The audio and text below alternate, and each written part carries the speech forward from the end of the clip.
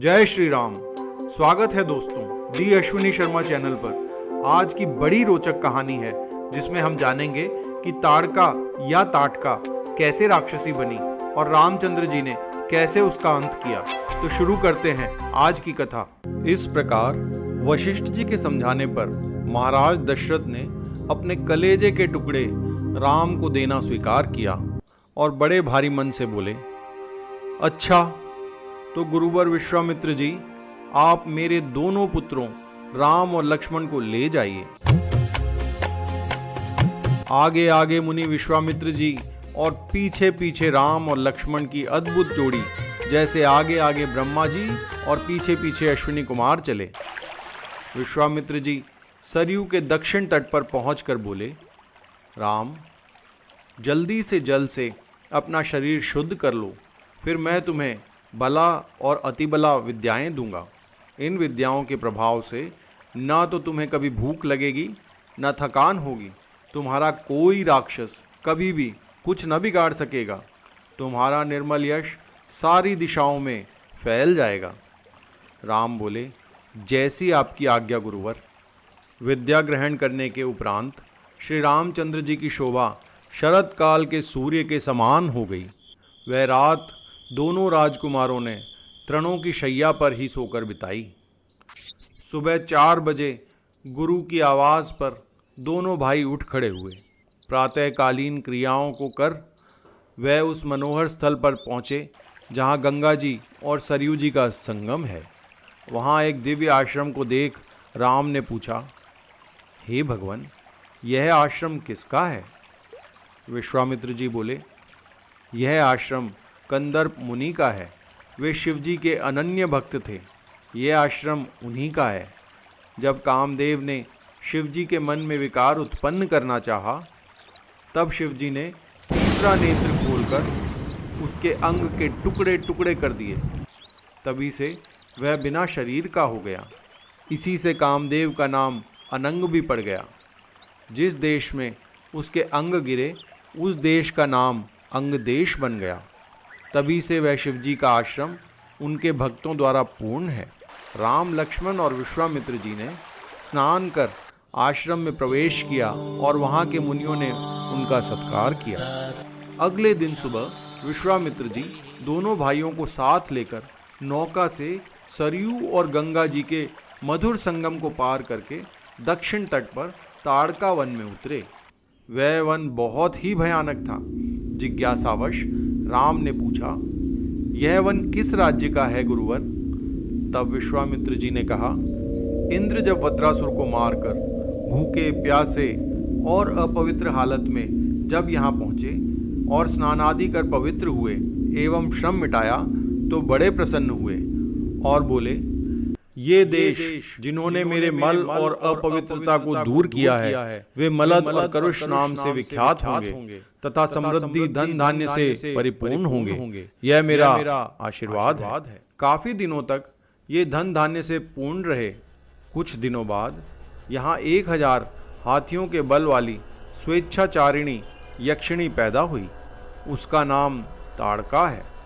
उस ताड़का के मारीच नाम का राक्षस पुत्र उत्पन्न हुआ।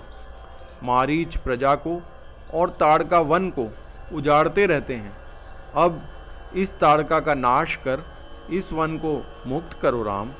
राम जी के मन में स्त्री हत्या को लेकर संशय हो आया। मुनि विश्वामित्र जी ने यह भांप लिया और ताड़का के बारे में बताना आरंभ किया। वे बोले, सुनो राम, सुकेतु यक्ष ने पुत्र प्राप्ति के लिए ब्रह्मा जी का घोर तप किया। ब्रह्मा जी ने प्रकट होकर उसे पुत्र ना देकर 1000 हाथियों के बल वाली पुत्री दी। उसका नाम ताटका रखा गया। उसका विवाह सुंद के साथ कर दिया गया। सुंद और ताटका से मारीच उत्पन्न हुआ जो बड़ा बलवान हुआ। किसी कारणवश सुंद को अगस्त्य मुनि ने शापवश मार डाला। यह देख ताटका और मारीच अगस्त्य मुनि को मारने दौड़े। मारीच बोला, ठहर मुनि अगस्त्य, तूने मेरे पिता को मारा है, मैं तुझे अभी यमलोक भेजता हूँ। अगस्त्य मुनि बोले, मारीच, जो तूने राक्षसों जैसा विचार किया, बिना जाने बुझे तू इसी क्षण राक्षस हो जा। ताटका बोली, नहीं अगस्त्य, मेरे पति को तो तुमने पहले ही मार दिया था, अब मेरे पुत्र मारीच को भी राक्षस बना दिया। मैं तुझे अब नहीं छोड़ूंगी, सब सर्वनाश कर दूंगी। अगस्त्य बोले, जा, इसी क्षण तू भी मनुष्य भक्षिणी हो जा, विकृत रूपा हो जा। तब से हे राम, यह ताटका जिसमें 1000 हाथियों का बल है, सबको त्रास देती है, हर तरफ मनुष्यों का भक्षण करती है। इस राक्षसी में जरा भी दया भाव नहीं है। आप इसका वध बिना सोचे विचारे कीजिए। आज मैं तुम्हें एक राजधर्म की सीख और देता हूँ। राजा को अपनी प्रजा रक्षण के लिए सब कर्म करने चाहिए, चाहे वह उचित हो या नहीं। प्रजा के चारों वर्ण सुरक्षित रहने चाहिए। उसके लिए उसे अगर स्त्री वध भी करना पड़े तो पीछे नहीं हटना चाहिए। इंद्र ने राजा विरोचन की पुत्री मंथरा को इसलिए मार डाला क्योंकि वह पूरी पृथ्वी का नाश करना चाहती थी। विष्णु जी ने भृगु पत्नी और शुक्र की माता को इसलिए मार डाला क्योंकि वह इंद्र को मारना चाहती थी। इसलिए राम, मेरी आज्ञा से आप इस दुष्टा को मारने में कोई विचार ना करो। राम बोले, हे गुरुवर, जैसा आप कह रहे हैं मैं वैसा अवश्य करूँगा।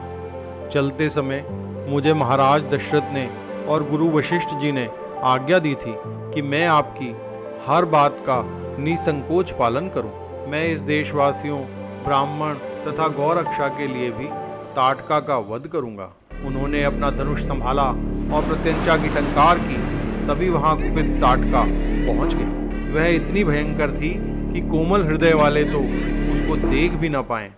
ताटका बोली, हे मुनि विश्वामित्र, इन बालकों को मेरे भोजन के लिए लाए हो, मैं इन्हें खाकर पेट भरूंगी आज। ताटका ने अपनी माया फैलाई तथा बड़ी बड़ी चट्टानों को राम लक्ष्मण पर फेंकने लगी। राम ने ताटका की दोनों भुजाओं को काट दिया। लक्ष्मण ने उसके नाक और कान काट डाले। उसने अपने रूप को बदलकर उन दोनों भाइयों पर आक्रमण जारी रखा। तब विश्वामित्र बोले, बस राम, बहुत हुआ, अब इस पर और दया नहीं। अंधेरा होने को है, इसका बल बढ़ जाएगा, तुरंत इसका अंत करो। राम ने एक ऐसा बाण मारा, राम से ताड़का पृथ्वी पर गिर पड़ी और मृत हो गई। देवता आदि राम की स्तुति करने लगे और मुनि विश्वामित्र जी का भी धन्यवाद करने लगे। फिर वे मुनि से बोले, हे कौशिक मुनि, आप श्री राम को योग्य पात्र जानकर इन्हें दिव्य अस्त्र प्रदान कीजिए। ताटका वध से प्रसन्न मुनि ने राम का माथा सूंघा और आशीर्वाद दिया। उस दिन वह वन ताटका के शाप से भी मुक्त हो गया। दोस्तों, कमेंट कर हमें फीडबैक दें और अगर आपको हमारा प्रयास अच्छा लगा हो तो कृपया हमारे चैनल दी अश्विनी शर्मा को लाइक, शेयर और सब्सक्राइब कीजिए। जय श्री राम।